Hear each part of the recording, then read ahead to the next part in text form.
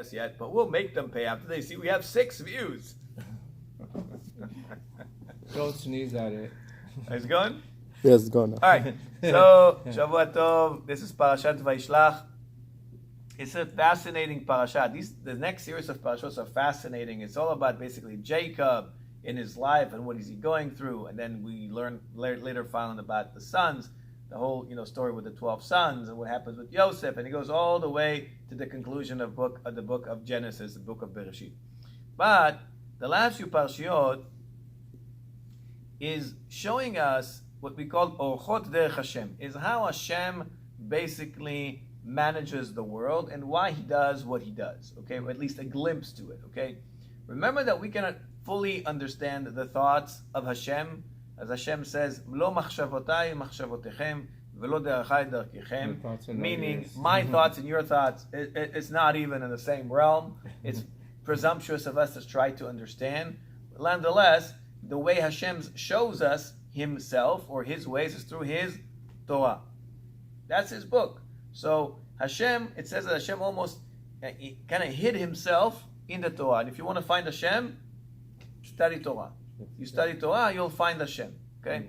That's, by the way, what they call the Or HaGanuz, the first light that was Hashem saw that the world cannot withstand. It was too much, right? And so he dispersed it in the holy books. And that's why you see a person study a lot of Torah. It says, Chochmat Adam ta'ir panav. The wisdom of a person should light up his face. So literally you see some chachamim that you look at them and they're like, they have this radiance about them, right? They're like, there's something about them, right? That's their Torah that is beaming off of them. So, what do we find in this particular parasha? We find in this parasha, there's a lot of details about Yaakov. Last week we heard about Yaakov leaving Haran, right? Parashat Vayetze, right? He left from Haran, and now he's on the way where? Back to the land of Israel, and he's going to meet who? His brother Esav, the big summit, right? Okay, unlike the summit of Trump and Kim Jong-un, this is the biggest summit of the world at the time. Esav meeting his brother Jacob. Okay, now there's a lot of details, and seemingly, why do we care about all these details? How do these details impact our lives, right? Well, we know that Torah is eternal, and the Torah teaches us, every Jew, how he should conduct himself, and therefore there is a message for us in this parasha as well, even in these gory details of their encounter and what is going on there. And you'll see the Torah is very meticulous about the details that is going along there, of where they're meeting and what is he saying and what is he saying afterwards, and why is he just splitting his camp and all this other stuff. We'll see what is that, what's all behind that, or at least some of that. It says that there is definitely, this is a hint in this parasha how we should fight the Yetzer Hara. That the Jew needs to learn from here what ways or what path he should follow to sustain and to prevail at the war with his inclination. Okay? And therefore we need to understand what was Yaakov doing here. And we also need to understand this basic question. Why is Yaakov's life, if you look at it, it's full of battles and struggles? Seriously.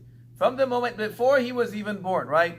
Before he was even born, when he was at the womb with his brother, we talked about this, I think, a couple of weeks ago, and we said what they were fighting, what were they fighting for? Remember about? We talked about Olam Hazeh, Olam Haba. Yeah. Okay? So they were already there fighting in the womb. Okay? So the fight starts before he's even coming to this life. And then afterwards, he's fighting his brother for what? On the Bechorah. Who is the Bechor? Who is the eldest? Right? And then afterwards, he leaves, and on his way, by the way, which the Torah doesn't mention you, but it hints it, you know that Jacob, when he left the land of Israel, he left with a lot of money, and a lot of wealth. Where did that happen? Remember when Lavan came to meet him last week? We didn't have a class last week. He hugged him, and he kissed him. And what was he looking? He was looking for money and gold and jewels and whatever. And he was kissing him. He thought maybe he's hiding some diamonds in his mouth. When he saw he has nothing, he says, etzem ata me'atzamai basar ibsari. Oh, you're just my flesh. You're a relative. That's it. So come on. What can I do? And why did Yaakov offer him, by the way, which is a weird offer, to work 7 years for his daughter? I know why. If we're family, right? if we're a family, if you're my family right now, I'm not going to make you work for me, basically be my slave, get no pay for 7 whole years so you can marry my daughter.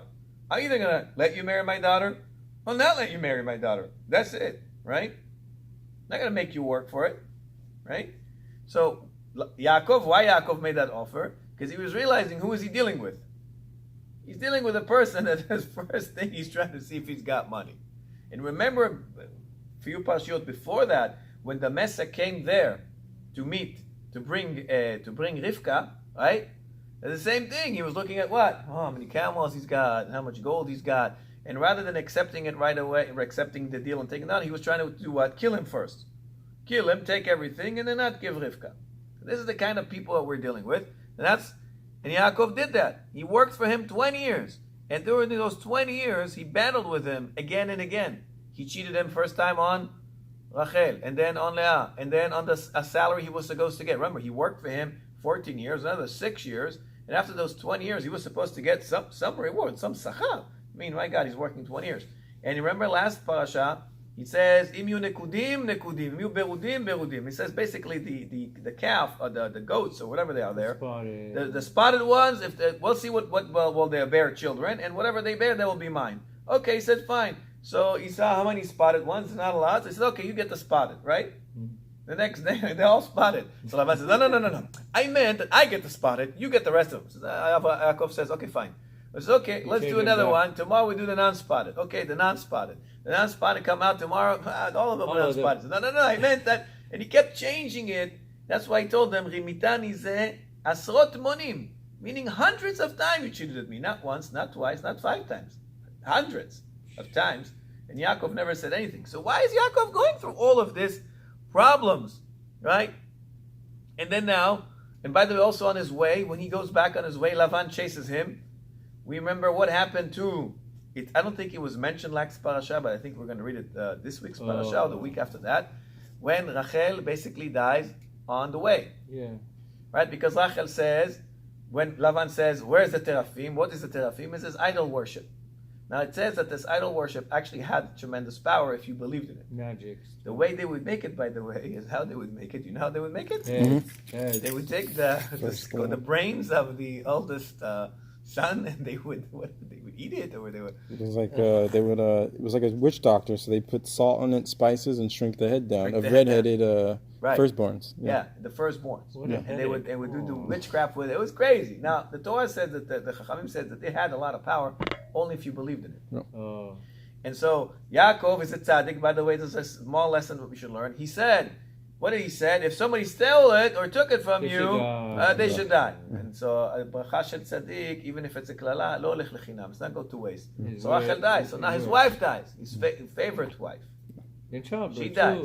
Yeah. Right? Yeah. And now he's going to meet Esav. And Esav comes to him with 400 people. V'arba meot ish imo. And then he fights with the angel.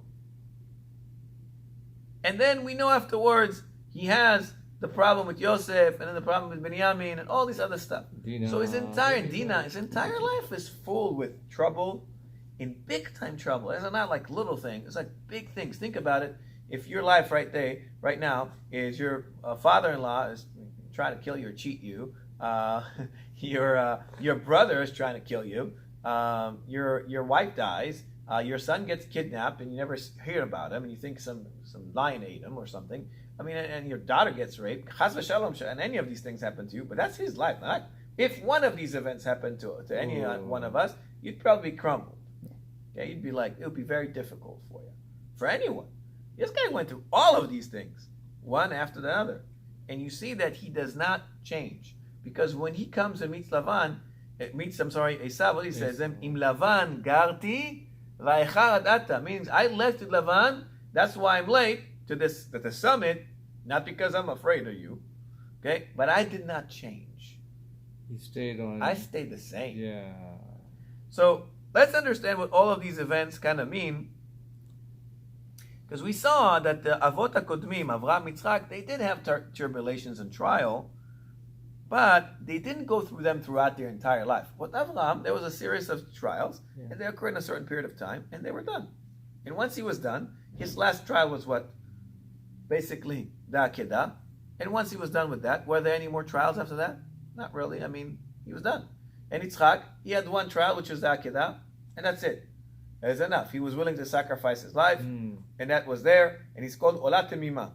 Okay? That's why he was the only one who was instructed by Hashem to not leave Israel. Why? He does not need to go through Galut. Galut is substitution to death. We said that, right? We explained that once. And all the other ones went through that. Abraham went into the pit of fire, right? He basically burned and he got alive. Yitzchak went through the Akedah. So because he went through the Akedah, he did not have to go to Galut. Abraham went to Galut. Abraham went down to Egypt. Yep. Yaakov went down to Egypt. But Yitzchak did not need to go through Egypt because he already went through that experience through the Akedah. Because like we said a few weeks ago, that some say he actually died. They all went back to heaven and he came back after a couple of years. Now, in real time, it happened all in seconds. But in the Olam Ha'emet, there's no time. Right. That's why how the stira is quoted.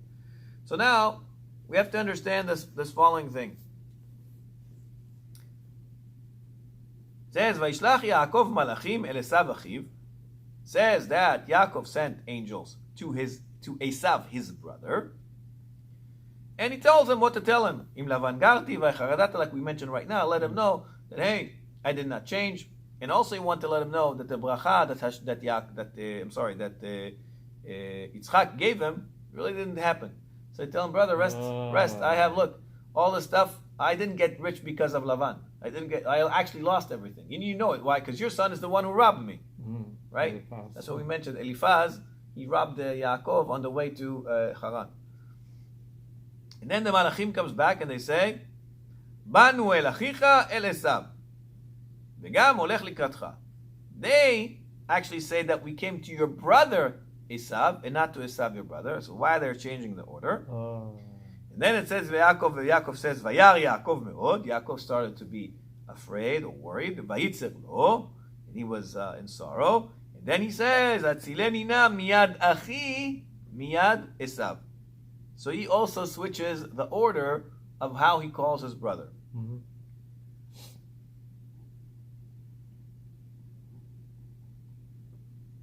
So we have to understand what's going on, and we'll understand why is the order so important if we call him my brother Esav or Esav my brother.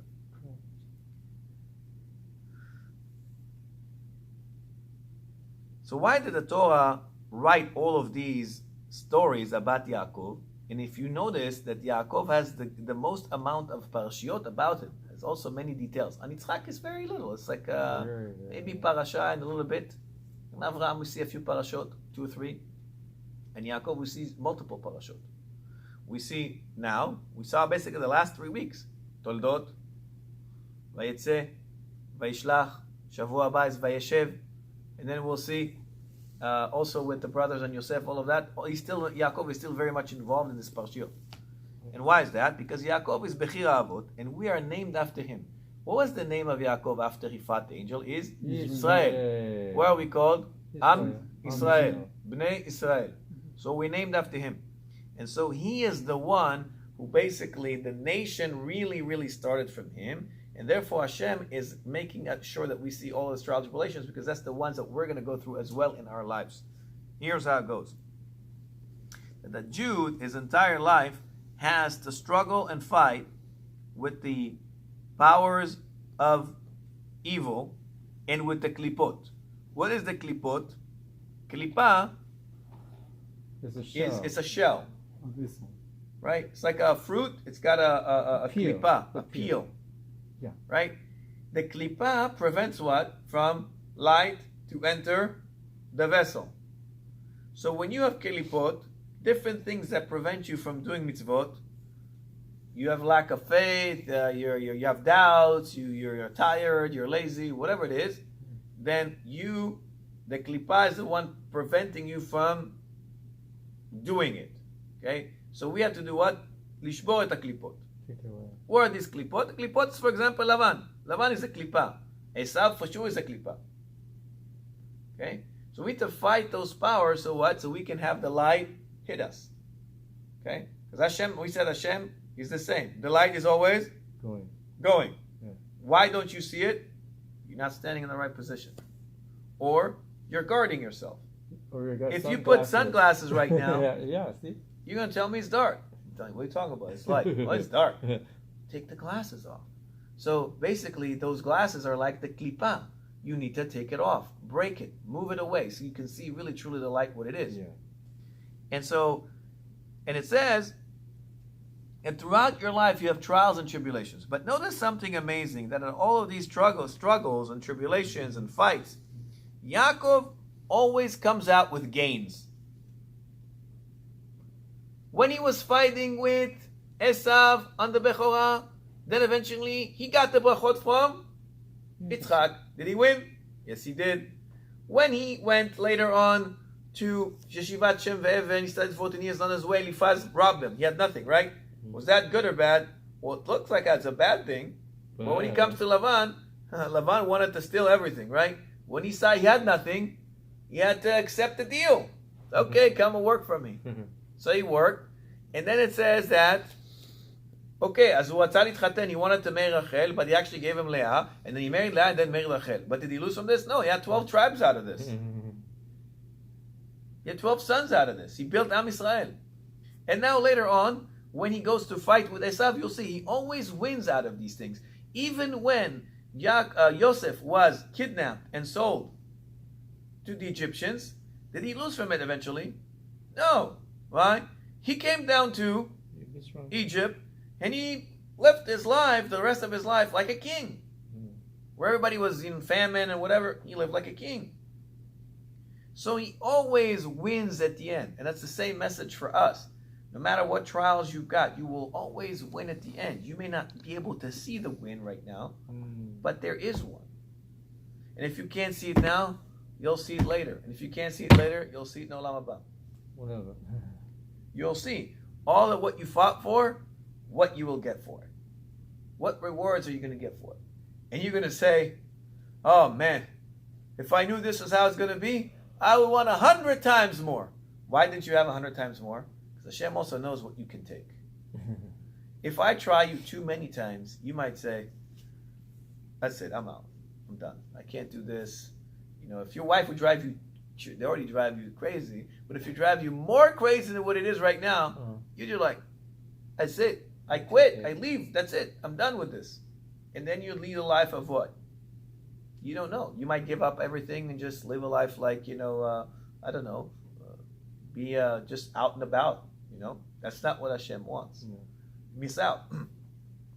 So Hashem gives you those trials and the dosage that you can handle. That's why you'll see some people, seemingly, they don't have a lot of trials. They don't have a big vessel. That's all they can handle. But it's not necessarily a good thing. Hashem says, Ashrei HaGever Asher Teyaserenu Ya. Lucky is the man that Hashem tries him. He's lucky. Because what? Because eventually the trial is supposed to bring you what? If you go through a trial, it brings you what? Closer.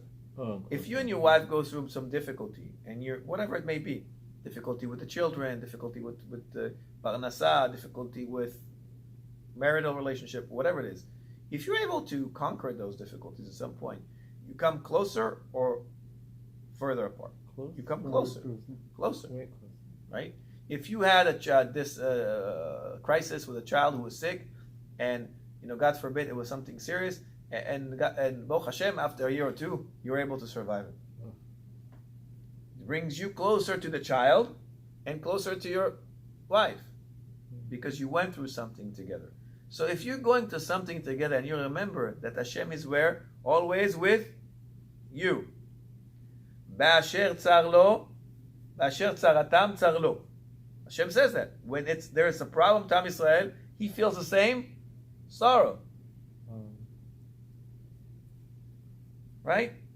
It says, Hashem says, that wherever you are, misham akabetzcha. Gam im yeh nidachacha biktzeh hashamayim, even if you're going to be at the end of the skies, misham, from there, akabetzcha, I'll get you. Yeah. What does David HaMelech says? Gam im elech begetz al mavet, even if I walk in the valley, the shadow of death, lo erara ketay madi. I will not fear, and nothing bad will happen to me. Why? Because you're with me.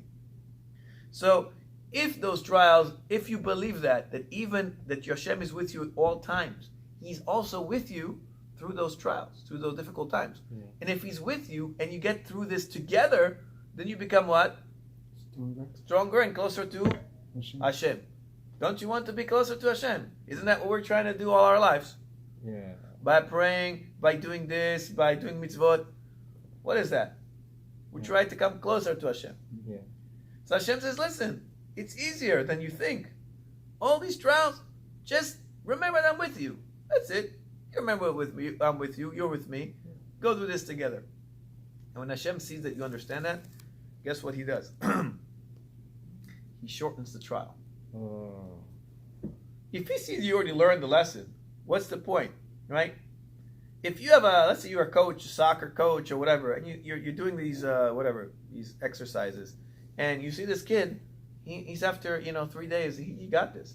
He's like, you're not keep telling him to still how to pass the regular pass. It's like, okay, let me show you how to bend it like now. Let me show you more advanced time. This guy gets it, right? So if he sees that you're getting it, quickly, you climb up the ladder. And that's why it says that even after he fights with the angel, he changes his name to Israel. Why? He says, Ki sarita im Elokim. Amen. You dwell with Elokim, which is who? With God. Elokim is Midat Adin. That's the trials and the tribulations. Vetuchal. And you could. You won. Yeah. Right? So he gives him a whole new name because he understood that he was battling, and all along he was battling with Hashem. Not against Hashem, but with Hashem, together.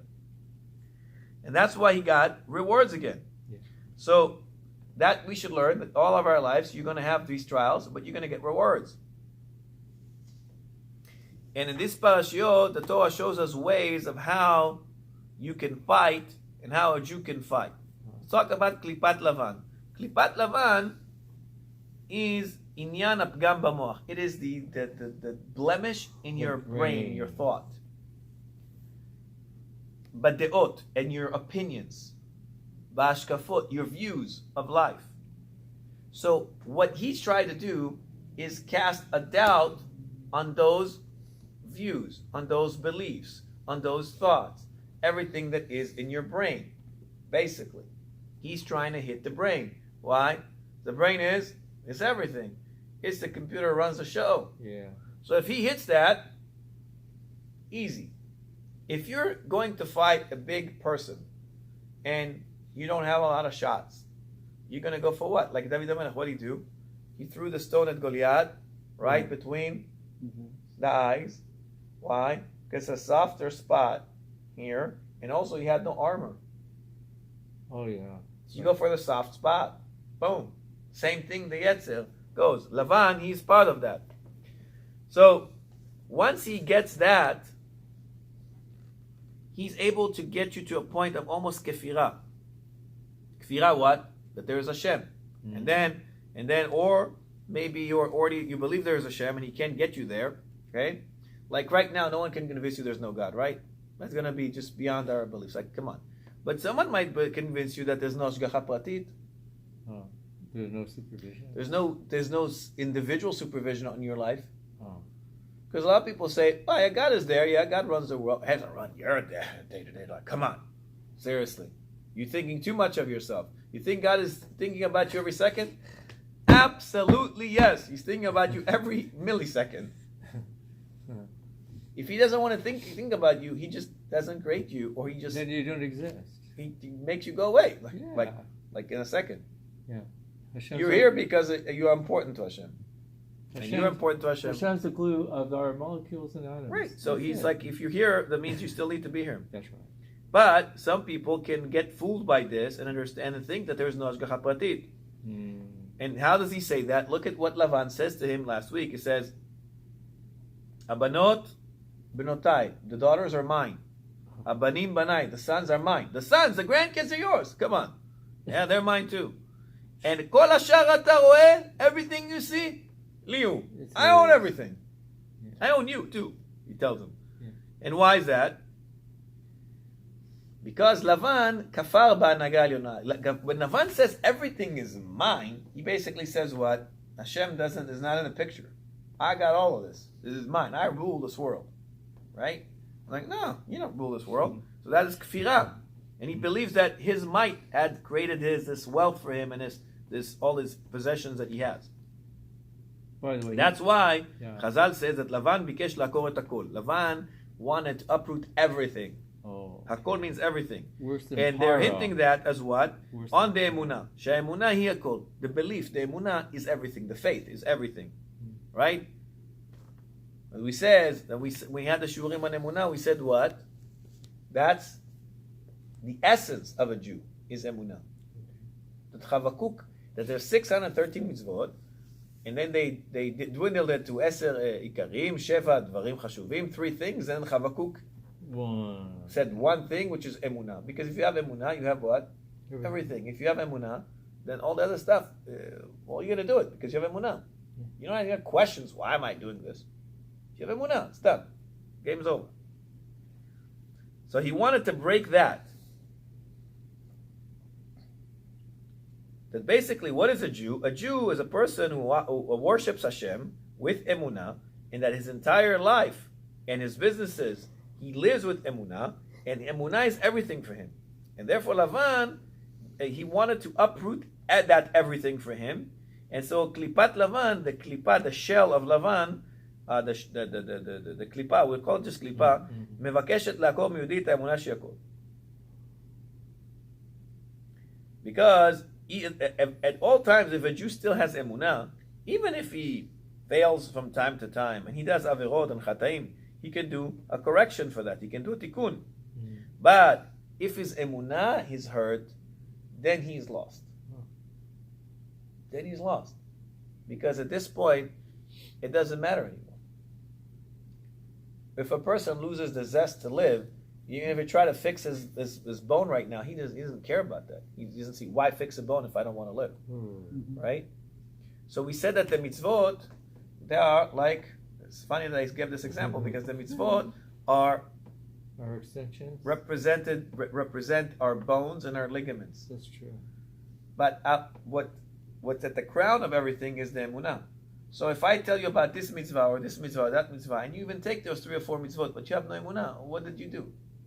Really nothing. Okay? You fix the hand, but you're decaying inside. That means anything. That's what Lavan was trying to do. And that's why Yaakov says, "Vatachlef maskorti 10 monim," that you have changed my salary or my reward dozens of times, right? Which represents the midot. That when a person does not have the midah or the trait of emunah, he's like a non-Jew. What is he? And that's why he tells him, "Im Lavan garti, v'taryag mitzvot shamarti." I left with Lavan, but I still kept the entire Torah, which letting know that the klipa of Lavan did not blemish me at one bit, and I kept my emunah. You also learn not to sleep. Right. Now, more than that, it says, an example here, that Rav Bardichov brings, that the Yetzer basically tells him that he has a share in all of his mitzvot. Why? He says, I'm always with you there. Whenever you do a mitzvah, I'm with you there. Because even when we do a mitzvah, you have sometimes, I thought of this or I thought of that. Sometimes you do a mitzvah because of some certain ga'ava or certain reward that you're going to think or how the people are going to view you. Basically, who's bringing those thoughts into your brain? He is. So he says, we are partners. We are partners. Yeah, we're partners. Because sometimes when you want to come to shul in the morning to pray, and you don't want to, who's fighting you? Zion. So I'm basically giving you the competition, right? You owe me. I'm working you, right? So it says that there is such a thing that the Yetzer Hara gets involved even in the Ma'asim HaTovim that we do through blending in our good thoughts some bad thoughts. Okay. Right. And why is he doing that? Because once you have that, then it's no longer 100% a good deed. It's tainted. It's tainted, Yeah. right? Yeah. שכל הטוב הזה יסודו במה? ברע. That all the good you're doing, it stands on the pillar of bad. So the root is bad. Wow. So if you see a tree when the roots are bad, it's still going to get fruit, but the fruit's going to be what? It's going to be bad. It's not going to be tasty. It's going to be bitter. Yeah, it gets fruit. So, look, we get fruit, right? Yeah, but what's the taste of the fruit, right?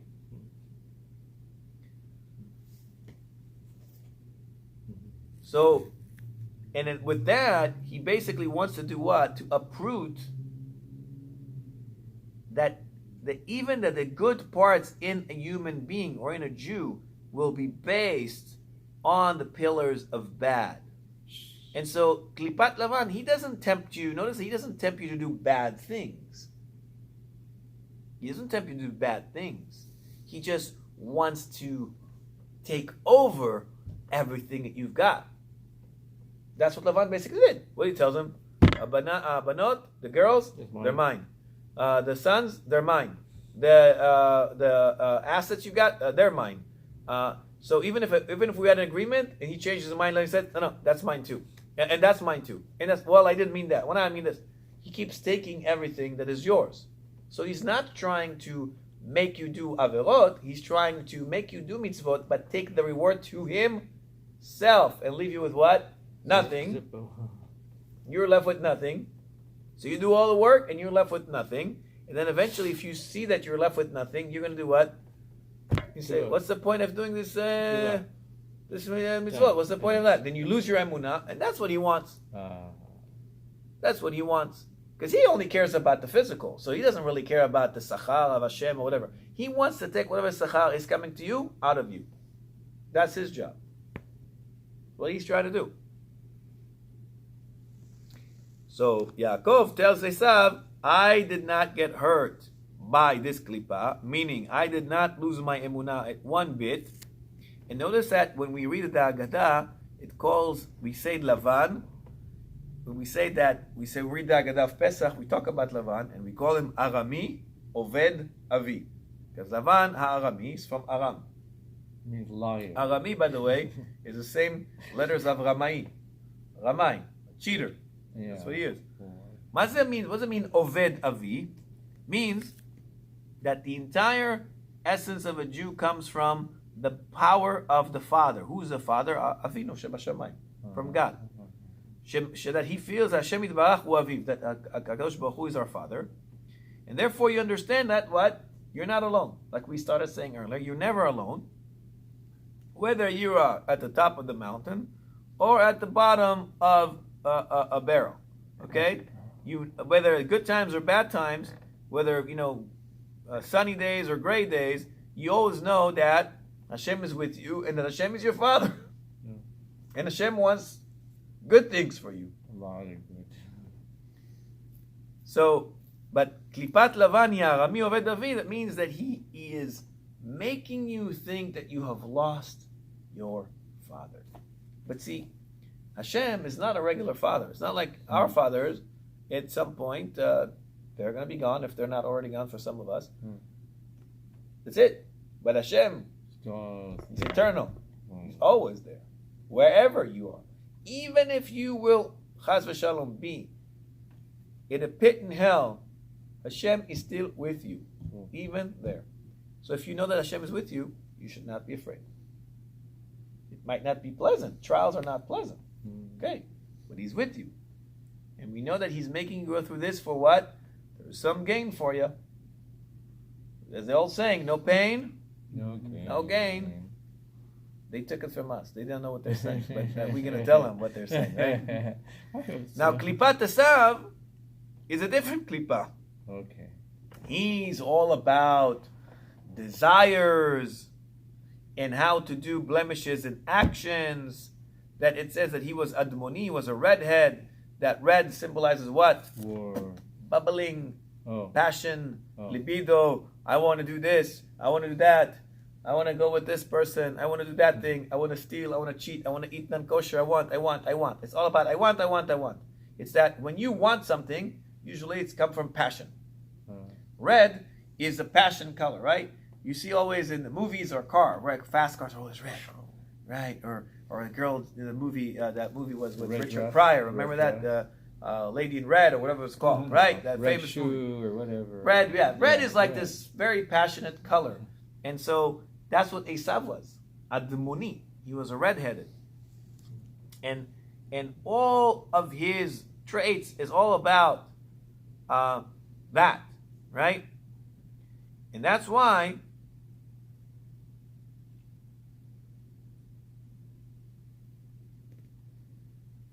he says Atzileni na miyad achi miyad Esav, that there is a time when the klipa looks like an isur, and there's a time when the klipa looks like ta'avat heter shayetzer mitchazek ke'achiv, where the evil inclination, he's acting as like if he's your brother, he's your friend, he's telling you, no, let me, come on, it's good for you, you earned this, come on, have a little fun, right? Sometimes you have these noises, right, in your brain when you're talking to yourself seemingly, and you're telling yourself, you worked hard, you're on vacation, yalla, no, it's okay, go for it, one time, you earned it, come on, don't be so stiff, it's okay, right? That's when he comes as your brother. Now, by the way, which is a worst enemy, Esav or your brother? Brother. What do you guys think? Esav or your brother? Who's a bigger enemy? Brother. Brother, that's the correct answer. Because Esav, I know is my enemy. He's Esav. Hezbollah, I'm not tempted by him to if Hamas or Hezbollah or whatever, these guys, the ISIS, tell me, come eat pork. I'm like, come on, seriously, right? I'm not. He's my enemy. It's clear he's my enemy. He won't eat Okay? pork either, Well, probably not. But it's it's clear. It's clear and present danger. I identify him as my enemy. Okay. But when my brother comes, Oh. and I don't know, that's what we have here. So our brothers, the Americans, right? They're all nice people. They're very nice. There's a lot of very nice Christian people, very nice Muslim people, very nice other, faiths people, whatever. And they'll even marry us. Yeah. They're so nice, they'll marry us. Yeah. And they'll respect our customs. But then what happens to us? Our children are going to be what? Something. Oh. They're not going to be Jews. No. That's for sure. And maybe you'll have a Hanukkah bush. And then maybe, now you guys know this, you came from this world, so you know how this works. Yeah. It doesn't say people, it's not like all Christians hate Jews, there's a minority of them that, probably are like that. But most of them, they're probably even fond of Jews, they're like, oh yeah, I got a Jewish friend. I was doing my physical therapy this week, and this guy was, I don't, it's a big room, there's 20 people in the same room. So you hear people talk. Yeah. And this guy talks to him and says, yeah, my brother married into a Jewish family. And it was an interesting ceremony. He tells him about the whole thing. It's like if it's in some fun anecdote, whatever. And I'm thinking oh, this woman, why did she marry a non-Jew? I wonder why this guy said, listen. I said, listen, that's not my place, right? I mean, definitely not in that kind of place. I don't think they would accept this kind of, confrontation, if you will. So, but the point is that there's a lot of people that will be very nice to you. They'll act like your brother, and they'll offer you different things. Drink this, eat this. They're like, oh, it's okay. I made this. It's homemade. You want to go out with my daughter Cindy? She's a great girl. I'm like, okay, I'm sure Cindy's a great girl, but she's non-Jewish. That doesn't work, really. And they'll offer you different things out of niceness. They're very nice. They'll bring you to your house. They'll offer you to have dinner with you. Let's go out. Let's do this. Let's do that. They'll be your friends. But eventually, if you become their friends and you become their brother, then you lose everything that you've got. And before you know it, you lose it.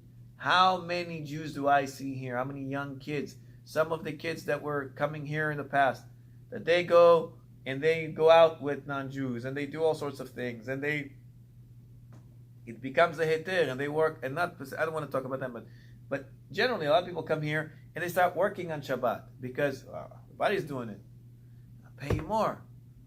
Best businesses in Shabbat, and before you know it, you start losing it. And the further you are from Hashem, the more difficult for you is to wake up, because the klipa is now really strong. So now nothing even penetrates. These guys could be so far out, or these gals could be so far out, they're not even thinking about coming to Yeshua. So it's a huge undertaking to convince them to even come to here. They tell you, come on, man, what are you talking about? And they look at their lives, and their life looks good. They make money, they drive nice cars, they go out with nice-looking girls or boys, and they got jewelry, and they got this, and they got that, and they're telling you, what are you talking about Shabbat? What are you talking about? Look at I got all of this. And so it says in the Sfarim HaKadoshim that the worst kelala is on a person that he doesn't understand what is it to miss Hashem. He's at such a point that he does not understand that missing Hashem is such a big punishment. It's a punishment. Right? So we have to be careful. From the clear and present danger, that's easy enough, but also have to be careful from those who are your brothers. Right? How do people call each other today? Yo, bro. Even Hebrew. Achi. Ma matzav achi. Everybody's achi. Everybody's my brother. Okay. Listen, I don't have any brothers, and I wouldn't adopt anyone really quickly. I want to make sure who you are, because I've had brothers like this in the past. And what did they introduce me to? What did they introduce me to? I'll be honest. Gambling, clubbing, smoking, drinking, anything worth spiritual? No. There were very few of them, and I thank them, but most of them, no. It was all about the here and now and the enjoyments of life, which is what Esav is offering you. What is Esav offering you? Back then, remember, there was different time. Well, I'll offer you any woman you like. What do we mean? She doesn't want to go with you. We don't ask her. You will become my wife. Okay, you want this land. He doesn't want to give it to you. Well, we kill this guy. We take the land. I mean, he's basically a mobster. He's offering you here and now. Nothing else. He doesn't offer you Olam Haba. Actually, he offers you Gehenom. It's called Gehenom. He's offering you a straight path to Gehenom. And to stop. Okay. So, and we show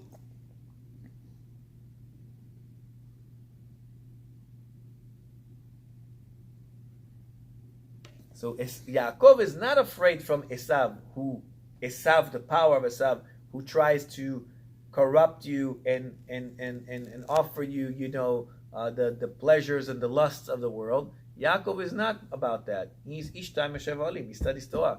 What he's afraid is from the brother, where somebody tells you it's mutal. And there are people that will take an avera and make it mutal. There's many clever ways of how to convince a person who's not very well versed in Torah to convince him that something that is avera is actually a mitzvah. Right? For example, the Yetzer can tell you, listen, you need to go to this place because you work hard, and because you work hard, you're very pressured, and because you're pressured, you have a lot of arguments with your wife, and Shlom Bait is important. It's important, right? We don't want you to ruin your family. So, because it's important, it's okay for you to do this action. And you think, oh, that makes sense. Shlom Bait. We read it in Tefillah, right?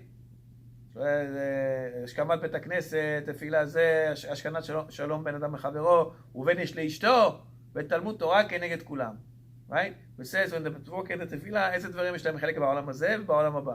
What are certain mitzvot that we have a share in this world and in the world to come?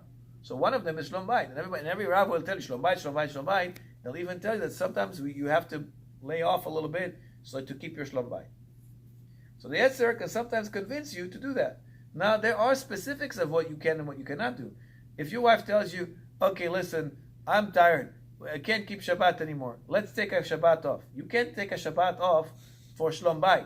Because, why? Because we know this in a greater pasuk. It says, "Kabed et avicha v'et imecha," nachon?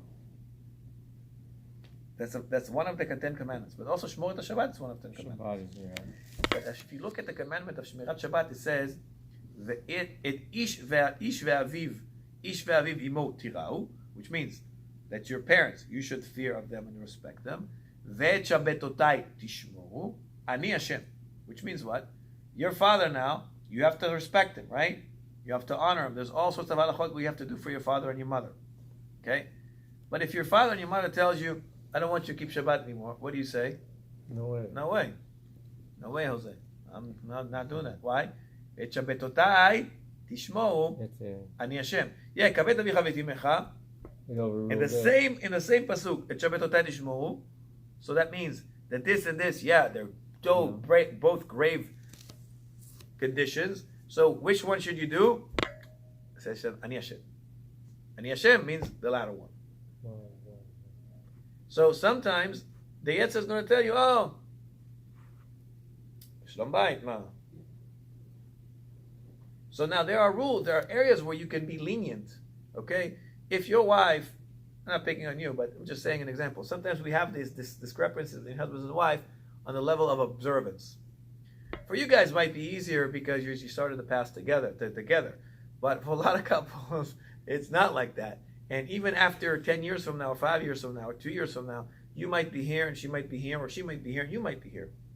She might want to tell you, hey, I want you to quit your job and study at the Kolo 10 hours. Well, you're like, what are you talking about? Like, you're not there, okay? Or maybe you're at a level you say, listen, I need you to go with Kisui Rosh and this and this and that. She's like, I'm not doing this, okay? So on that, you have to stop.